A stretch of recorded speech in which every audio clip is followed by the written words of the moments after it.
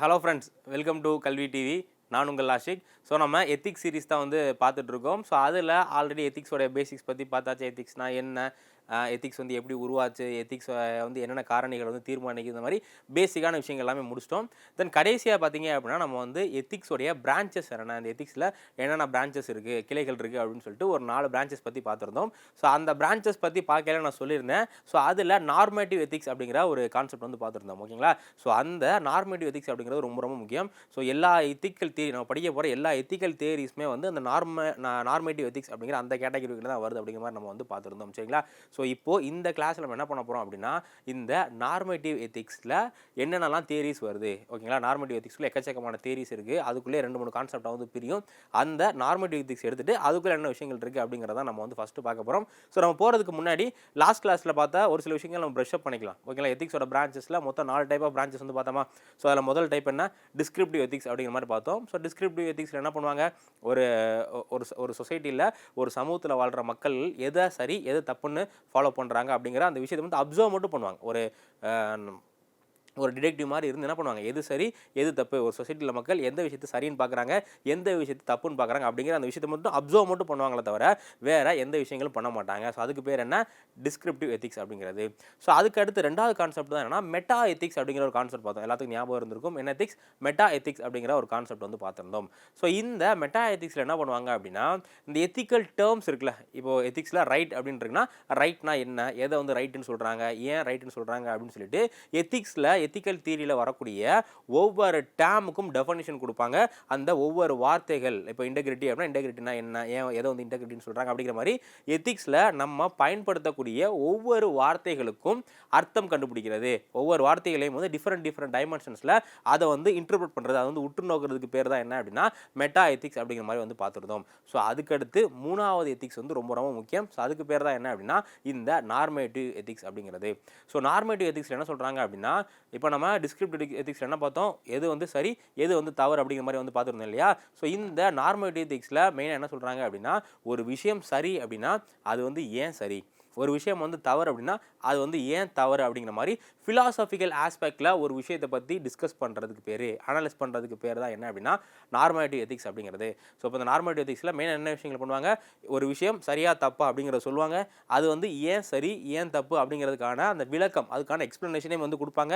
அடுத்து 3வதாக மக்கள், ஒரு ஒரு சொசைட்டியில் உள்ள மனிதர்கள் இருக்காங்க அப்படின்னா அவங்க எதை வந்து ஃபாலோ பண்ணணும், எந்த விஷயத்தை வந்து ஃபாலோ பண்ணணும் அப்படிங்கிற அந்த கட்டளைகளையும் இருக்கிற ஒரு எத்திக்ஸ்க்கு பேர் தான் என்ன அப்படின்னா அந்த நார்மேட்டிவ் எத்திக்ஸ் அப்படிங்கிறது. ஸோ அதுக்கடுத்து 4வது உள்ள எத்திக்ஸ் வந்து பார்த்தீங்க அப்படின்னா அப்ளைடு எத்திக்ஸ்னு பார்த்தோம். என்னது, applied ethics. So applied ethics அப்படிங்கிறது ஒன்றும் இல்லை, நம்ம இந்த தியரிஸில் படிக்கிறோம் இல்லையா, அந்த எத்திக்கல் தியரிஸில் நிறைய விஷயங்கள் படிக்கிறோம் இல்லையா, அந்த எத்திக்கல் தியரிஸ் எல்லாம் இப்போ 2024 இப்போ நம்ம கரண்ட்டில் நிறைய இஷ்யூ வந்து ஃபேஸ் பண்ணிக்கிட்டு இருக்கோம். கிளைமேட் சேஞ்ச் பற்றி ஒரு இஷ்யூ ஃபேஸ் பண்ணிகிட்டு இருக்கோம். அதே மாதிரி வந்து அபார்ஷன் பண்ணலாமா வேணாமா அப்படிங்கிறத பற்றி டிபேட் போயிட்டுருக்கு. அதே மாதிரி எல்ஜிபிடியோட ரைட்ஸ் பற்றி டிபேட் போயிட்டுருக்கு. இந்த மாதிரி எக்கச்சக்கமான கொஞ்சம் கான்ட்ரவர்சியலான டாபிக் பற்றி டிபேட் வந்து போயிட்டுருக்கு இல்லையா. ஸோ அந்த டிபேட்ஸ்லாம் அந்த இஷ்யூவோட டாபிக் எல்லாத்தையுமே வந்து நம்ம படித்த எத்திக்கல் தியரியை அப்ளை பண்ணி பார்த்து அந்த விஷயத்துக்கு நம்ம ஒரு ஸ்டாண்ட் எடுக்கிறதுக்கு பேர் தான் என்னென்னா அப்ளைட் எத்திக்ஸ் அப்படிங்கிறது.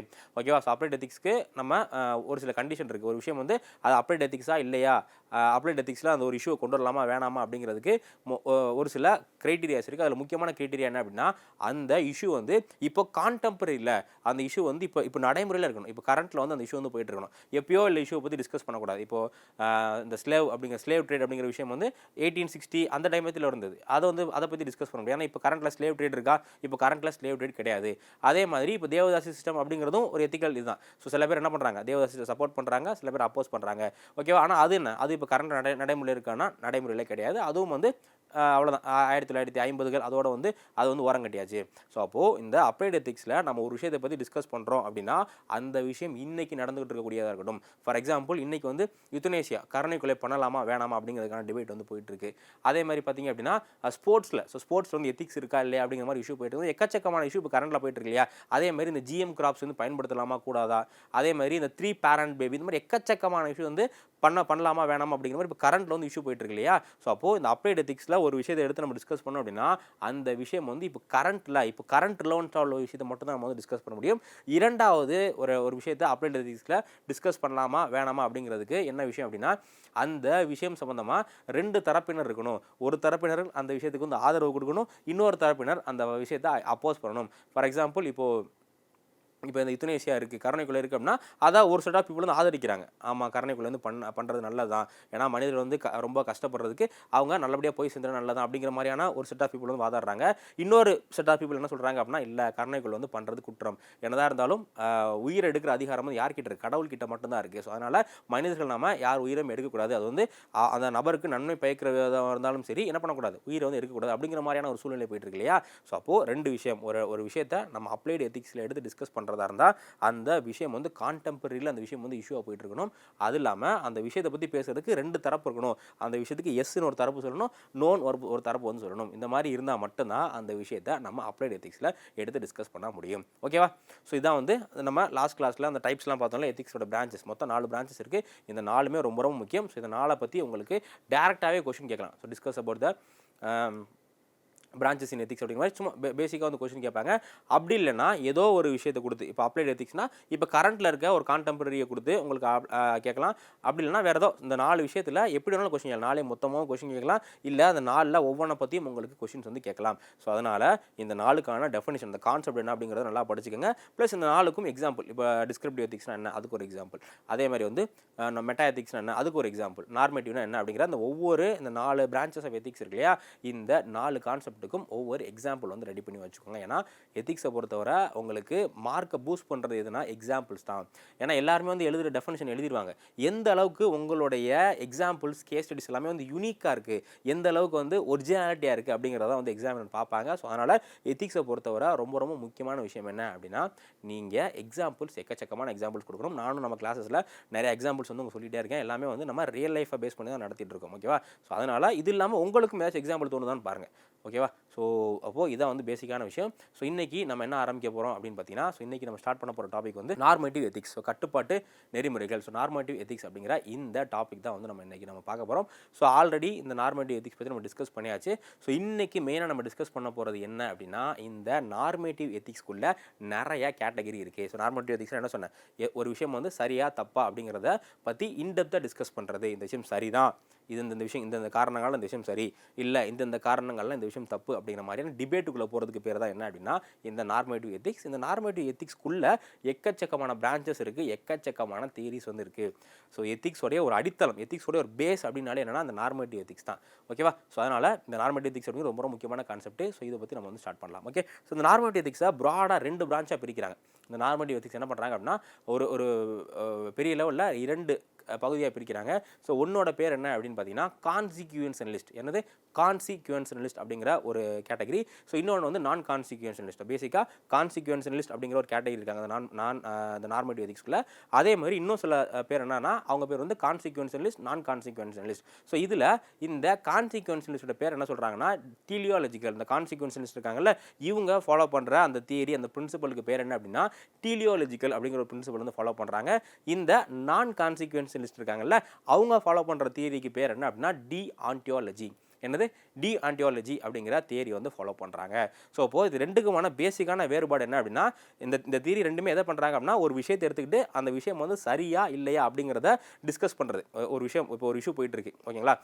இப்போ ஒரு நபர் வந்து இன்னொரு நபர் வந்து கொலை செஞ்சுட்டாரு, கில் பண்ணிட்டாரு அப்படிங்கிற ஒரு இஷ்யூ இருக்குது அப்படின்னா, ஸோ இதை வந்து இந்த கான்சிக்வன்ஷனலிஸ்ட் இருக்காங்கல்ல அவங்க ஒரு டைமென்ஷனில் பார்ப்பாங்க, இந்த நான் கான்சிக்வன்ஷன் வந்து ஒரு டைமென்ஷனில் பார்ப்பாங்க. இதுக்கு இன்னொரு ஒரு சிம்பிளான எக்ஸாம்பிள் வந்து சொல்கிறேன். இப்போ ஒரு எத்திக்கல் இஷ்யூ, ஒரு எத்திக்கல் கேஸ் நான் சொல்கிறேன். அதுக்கு நீங்கள் உங்களுடைய வியூ பாயிண்ட் வந்து சொல்லுங்கள். ஸோ இப்போது ஒரு கவர்மெண்ட் என்ன பிளான் பண்ணுறாங்க அப்படின்னா, ஒரு டேம் வந்து பில்ட் பண்ணணும் அப்படிங்கிற மாதிரி பிளான் பண்ணுறாங்க. என்ன பிளான் பண்ணுறாங்க, ஒரு டேம் வந்து பில்ட் பண்ணணும், ஒரு வறட்சியான பகுதியில் ஒரு மிகப்பெரிய டேம் வந்து பில்ட் பண்ணணும் அப்படிங்கிற மாதிரி அரசாங்கம் வந்து முடிவு எடுக்கிறாங்க. ஸோ அந்த டேம் வந்து கட்டி முடித்தாங்க அப்படின்னா அந்த டேம்னால கிட்டத்தட்ட ஒரு 1,00,000 விவசாயிகள் வந்து பயனடைவாங்க. எத்தனை விவசாயிகள், ஒரு 1,00,000 விவசாயிகள் வந்து பயனடைவாங்க.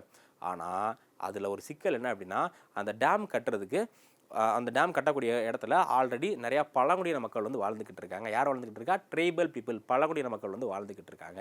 ஸோ இப்போது கவர்மெண்ட் வந்து அந்த டேம் கட்டணும் அப்படின்னா அந்த பழங்குடியின மக்களை அந்த இடத்த விட்டு அப்புறப்படுத்திட்டு, அந்த பழங்குடியின மக்களை அந்த இடத்த விட்டு வேற ஒரு இடத்துக்கு கூட்டு போக சொல்லி அப்புறப்படுத்திட்டு தான் என்ன பண்ண முடியும் அப்படின்னா அந்த பழங்குடியின மக்கள்கிட்ட நிலத்தை வந்து எடுத்துக்கிட்டு அதுக்கப்புறம் தான் அந்த இடத்துல டேம் வந்து கட்ட முடியும்.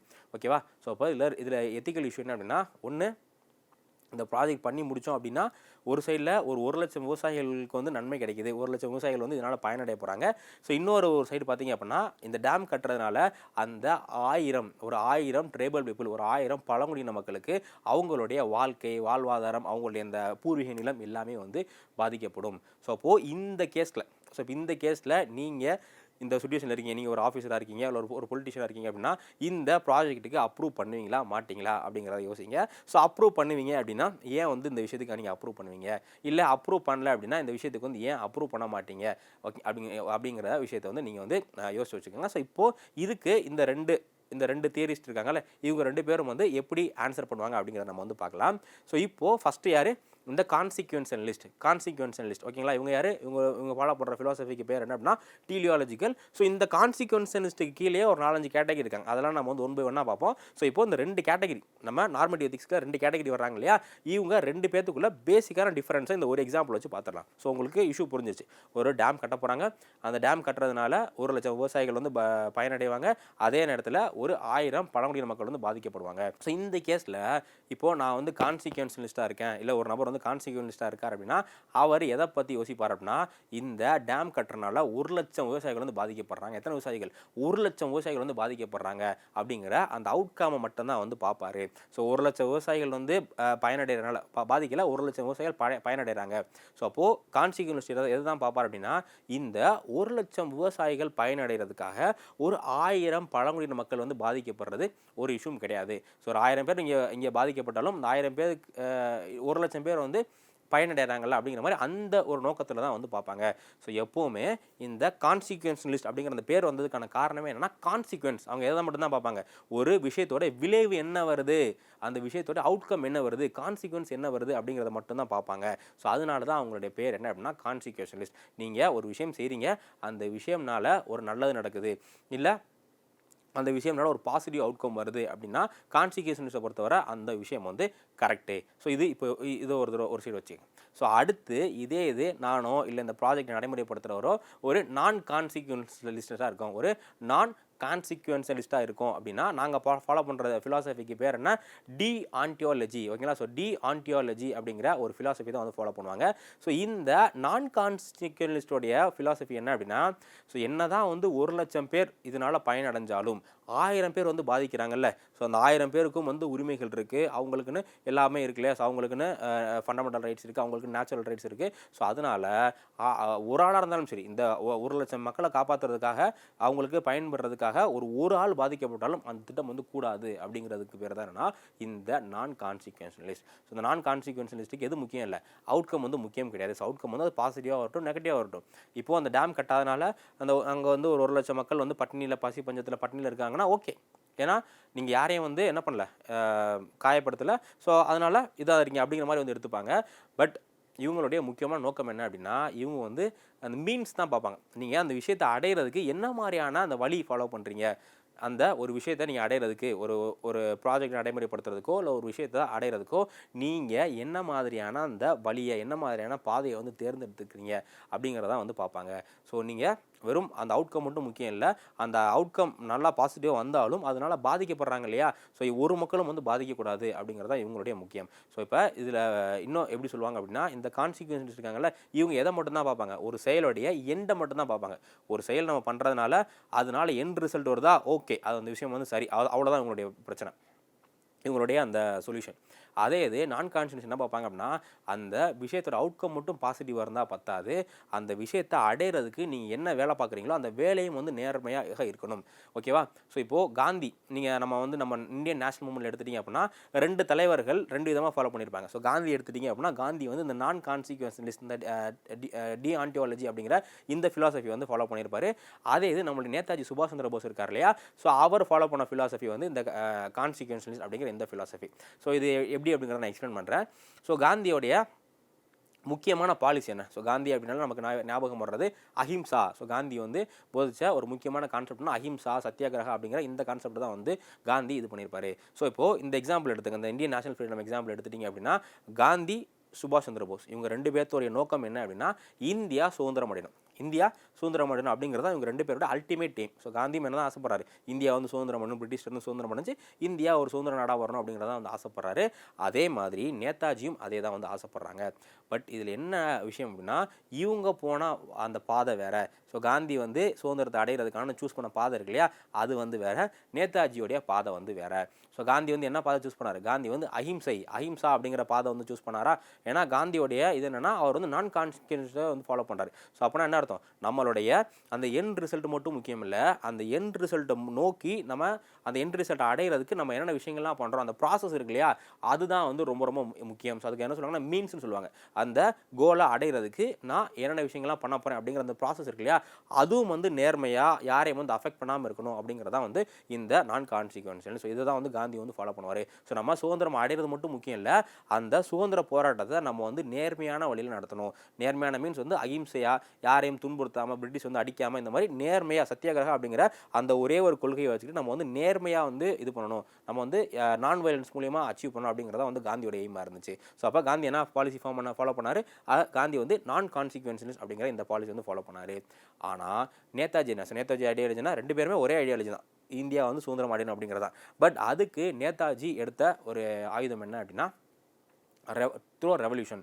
நம்ம வந்து போராட்டம் மூலியமாக தான். ஸோ போராட்டம் அப்படிங்கிறது ஆர்ம்டு ரிவோல்ட். ஸோ நம்ம வந்து பிரிட்டிஷ் துப்பாக்கி எடுக்கிறாங்க அப்படின்னா நம்மளும் கண்டிப்பாக துப்பாக்கி எடுக்கணும். துப்பாக்கி எடுத்து நம்மளும் ஃபைட் பண்ணால் மட்டும்தான் வந்து இண்டிபெண்டன்ஸ் ஆக முடியும். ஸோ அதனால் எத்தனை பேர் வேணாலும் இறந்துட்டு போகிறாங்க. ஸோ அதை பற்றி கவலை கிடையாது. நமக்கு ஃபைனலாக இண்டிபெண்டன்ஸ் கிடைக்குதா இல்லையா, ஓகேங்களா. ஸோ ரத்தம் வந்தாலும் சரி, ஸோ எத்தனை பேர் செத்தாலும் சரி, எத்தனை பேர் இறந்தாலும் சரி, அது பிரச்சனை கிடையாது. ஸோ நமக்கு ஃபைனலாக என்ன கிடைக்கணும், இண்டிபெண்டன்ஸ் வந்து கிடைக்கணும். ஸோ அப்படிங்கிற இந்த ஃபிலாசபியை ஃபாலோ பண்ணுவார். ஸோ அப்போ இதுக்கு பேர் தானே கான்சிக்வன்ஷியலிஸ்ட். ஸோ இப்போது உங்களுக்கு இந்த 2 ஃபிலாசபி பற்றி ஓரளவுக்கு ஐடியா வந்திருக்கும்னு நினைக்கிறேன். ஸோ ஃபஸ்ட் என்ன, கான்சிக்வன்ஷியலிஸ்ட் அப்படிங்கிறவங்க வெறும் எண்டை மட்டும்தான் பார்ப்பாங்க.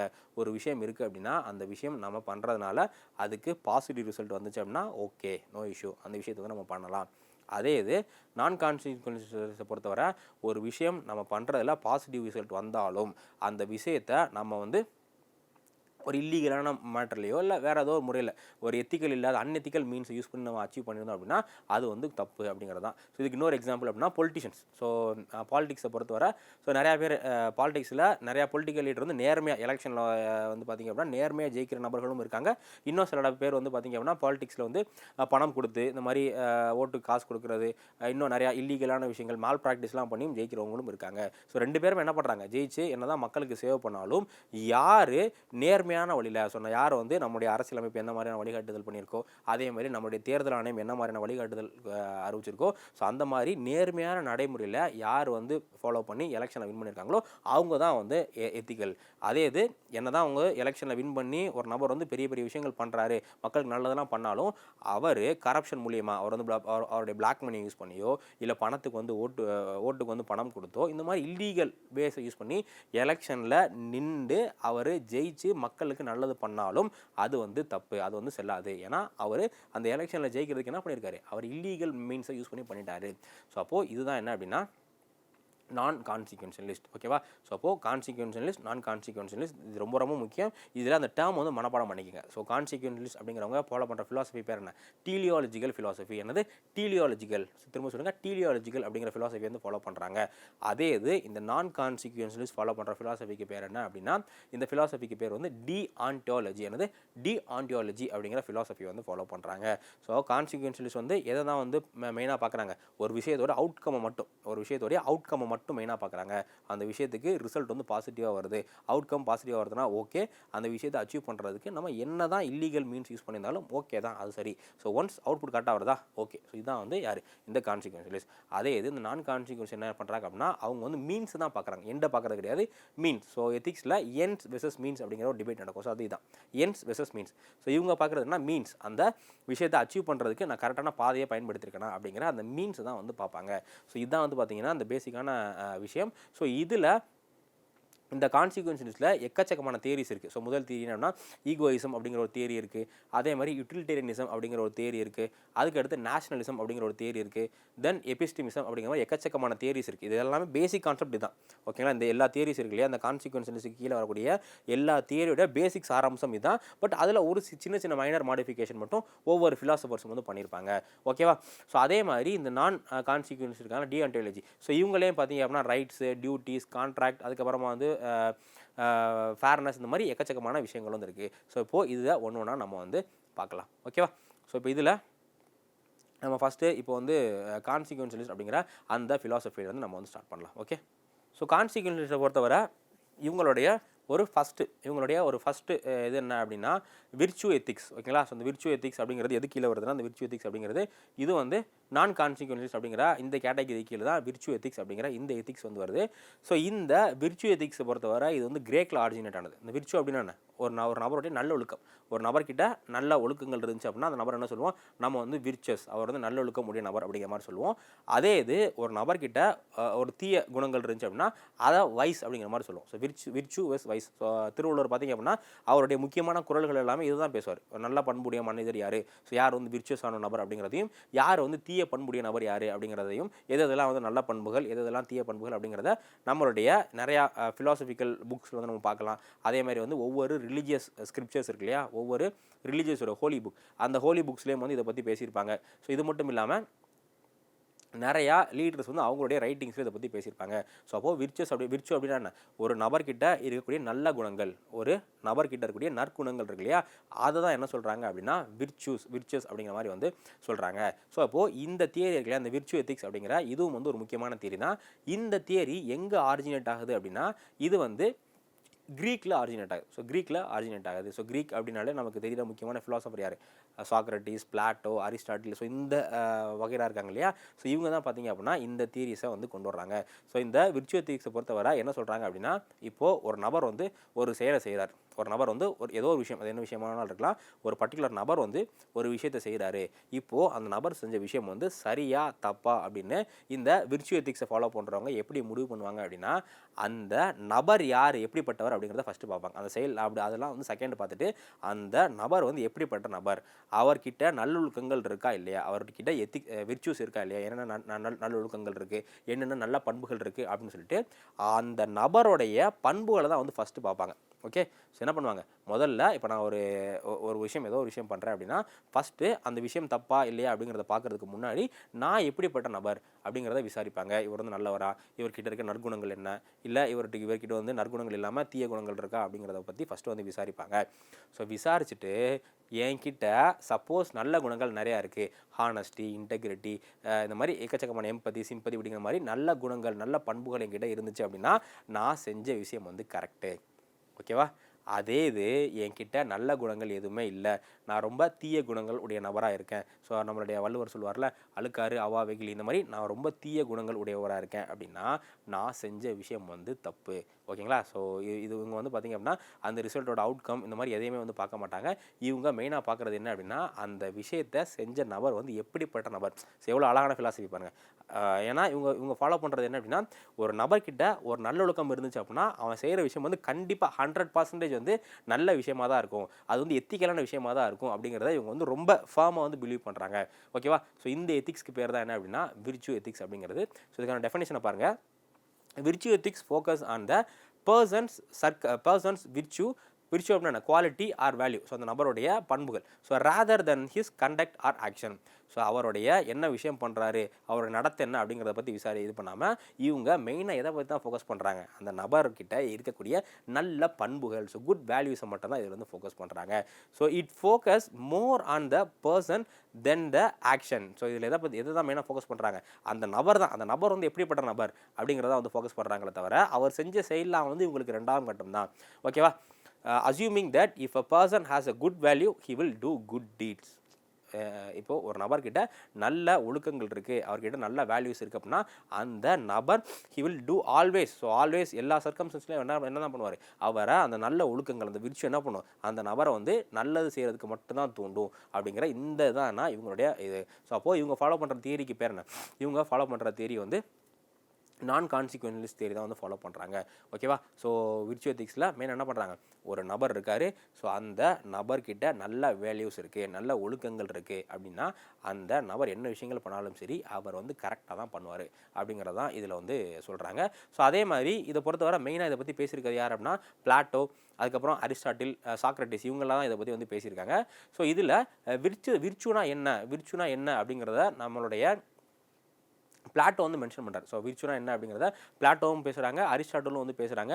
ஸோ இதில் விர்ச்சுனா என்ன அப்படிங்கிறத என்னன்னு சொல்கிறாங்கன்னா, ஒரு விஷயம் இருக்குது ஓகேங்களா. ஸோ ஒரு விஷயம் இருக்குது அப்படின்னா அந்த ஃபார் எக்ஸாம்பிள் கோவப்படுறோம், ஒரு விஷயத்துக்கு நம்ம கோவப்படுறோம் அப்படின்னா எந்த விஷயத்துக்கு கோவப்படணும், ஃபஸ்ட்டு இந்த விர்ச்சுவல் நபருக்கு வந்து என்ன தெரியும் அப்படின்னா எந்த விஷயத்துக்கு வந்து கோவப்படணும், எவ்வளவு கோவப்படணும் அப்படிங்கிற அந்த பேசிக் விஷயம் வந்து தெரியும். ஸோ எல்லா இதுக்கும் வந்து கோவப்படக்கூடாது. அதேமாதிரி கோவப்பட்டோம் அப்படின்னா ரொம்ப எக்ஸ்ட்ரீமாக கோவப்படுறது, இல்லை ரொம்ப லோவாக கோவப்படுறது அப்படிங்கிற மாதிரி இல்லாமல் இந்த எல்லா விஷயத்துலையுமே வந்து நடுநிலையாக இருப்பாங்க. ஸோ ஒரு நபர்கிட்ட விர்ச்சு இருந்துச்சு அப்படின்னா அவங்க எல்லா விஷயத்துலையுமே வந்து நடுநிலையாக இருப்பாங்க, எல்லா விஷயத்தையும் கொஞ்சம் ஆராய்ஞ்சு பண்ணுவாங்க அப்படிங்கிறத இந்த விர்ச்சு எத்திக்ஸ் வந்து சொல்லுது. ஓகேவா. ஸோ இந்த விர்ச்சு எத்திக்ஸில் இன்னொரு முக்கியமான விஷயம் என்ன அப்படின்னா, இதில் ஃபஸ்ட்டு பிளாட் என்ன சொல்கிறாருன்னா நான் சொன்ன மாதிரி தான். ஸோ பிளாட் என்ன சொல்கிறாரு விர்ச்சுவை பற்றி அப்படின்னா, விர்ச்சு அப்படிங்கிறது ஒரு நபருடைய ஜெனிரோசிட்டியை காட்டுது ஓகேங்களா. ஸோ எந்த நபர்கிட்ட விர்ச்சு இருக்கோ அந்த நபர் ரொம்ப எக்ஸ்ட்ரீமாக போக மாட்டார், ரொம்ப எக்ஸ்ட்ரீமாக சாந்தமாகவும் இருக்க மாட்டார், ரொம்ப எக்ஸ்ட்ரீமாக வயலண்ட்லையும் ஈடுபட மாட்டார். ஸோ ஒரு கணத்தில் அரைஞ்சால் இன்னொரு கணத்தை காட்டுற அளவுக்கு ரொம்ப இதாகவும் இருக்க மாட்டார், கொலையாகவும் இருக்க மாட்டார். அதே மாதிரி ரொம்ப வெட்டு குத்து அப்படிங்கிற மாதிரி ரொம்ப எக்ஸ்ட்ரீமுக்கும் வந்து போக மாட்டார். ஒரு நபர்கிட்ட நல்ல ஒழுக்கங்கள், ஸோ நல்ல வேல்யூஸ் இருந்துச்சு அப்படின்னா அந்த நபர் எப்போவுமே வந்து கரெக்டாக ஒரு நடுநிலையாக ஒரு கோவப்படணும் அப்படின்னா கரெக்டாக அந்த அளவு தெரியும், யார்கிட்ட கோவப்படணும், எதுக்கு கோவப்படணும், எந்த லெவலில் வந்து கோவப்படணும். அதே மாதிரி ஒரு நபர் வந்து மன்னிப்பு கேட்கணும் அப்படின்னா யார்கிட்ட மன்னிப்பு கேட்கணும், எந்த விஷயத்துக்காக மன்னிப்பு கேட்கணும், அந்த மாதிரி எல்லா விஷயத்துலையுமே வந்து அவர் நடுநிலையாக இருப்பார். ரொம்ப எந்த எக்ஸ்ட்ரீமுக்கு வந்து போயிட மாட்டார், இந்த எக்ஸ்ட்ரீமுக்கு வந்து போயிட மாட்டார், அந்த எக்ஸ்ட்ரீமுக்கு வந்து போயிட மாட்டார். ஸோ இதுக்கு ஒரு நல்ல எக்ஸாம்பிள் யாருன்னா ஒரு ஹிஸ்ட்ரியில் ஒரு நபர் இருக்கார். ஸோ இந்தியாவில் 5ஆம் நூற்றாண்டில் 5th century BC இந்தியாவில் ஒரு மிகப்பெரிய சோஷியோ எக்கனாமிக் ரிஃபார்ம் நடக்கும், சோஷியல் ரிலீஜியஸ் ரிஃபார்ம் நடக்கும் இல்லையா. ஸோ அந்த ரிஃபார்ம் பண்ண ஒரு முக்கியமான இன்டெலெக்சுவல் இருக்கார். ஸோ அவர் இதே ஃபிலாசபி வந்து ஃபாலோ பண்ணியிருப்பார். ஸோ நம்ம என்ன சொல்லுவோம்னா அது வந்து middle path. So middle path மத்திய கொள்கை அப்படிங்கிற மாதிரி நம்ம வந்து சொல்லுவோம். ஸோ அது யாருன்னு திங்க் பண்ணி பாருங்கள். ஸோ யார் வந்து இந்த ஃபிலாசபி வந்து ஃபாலோ பண்ணியிருப்பா? எஸ். ஸோ நீங்கள் நினச்சது கரெக்டு தான். ஸோ யார் அப்படின்னு பார்த்தீங்கன்னா கௌதம புத்தர். கௌதம புத்தருடைய ஃபிலாசபி பேர் என்ன அப்படின்னா இதுதான், மிடில் பாத் அப்படிங்கிறது தான். ஸோ அந்த கௌதம் புத்தருக்கு கான்டெம்பரரியாக அவருடைய காலகட்டத்தில் சமகாலத நபர் இருந்த இன்னொரு நபர் தான் யாருன்னா மகாவீரர்.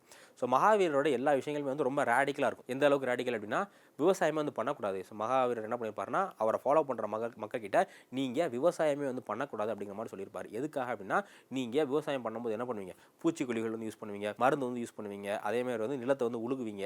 ஸோ இதனால என்ன ஆகும் அப்படின்னா மண்ணில் உள்ள சின்ன சின்ன உயிரினங்கள்லாம் வந்து இறந்து போயிடும். ஸோ அதனால் நீங்கள் என்ன பண்ணக்கூடாது, இந்த மாதிரி விவசாயமே வந்து பண்ணக்கூடாது அப்படிங்கிற மாதிரி வந்து சொல்லியிருப்பாரு. அதே மாதிரி நீங்கள் இந்த ஜெயின் துறவிகள்லாம் பார்த்துட்டீங்க அப்படின்னா அவங்க மூக்கில் வந்து ஒரு ஒரு மாஸ்க் மாதிரி போட்டிருப்பாங்க. அதுக்கான காரணம் என்ன அப்படின்னா நம்ம மூச்சு விடும்போது நம்ம வந்து சுவாசிக்கும் போது நம்ம மூக்குக்குள்ளே போயிட்டு ஒரு சின்ன சின்ன மைனூட்டான ஆர்கானிசம்ஸ் இருக்கு இல்லையா, அந்த சின்ன சின்ன ஆர்கானிசம்ஸ் கூட இறந்து போயிடக்கூடாது அப்படிங்கிற அந்த லெவலில் இருப்பாங்க.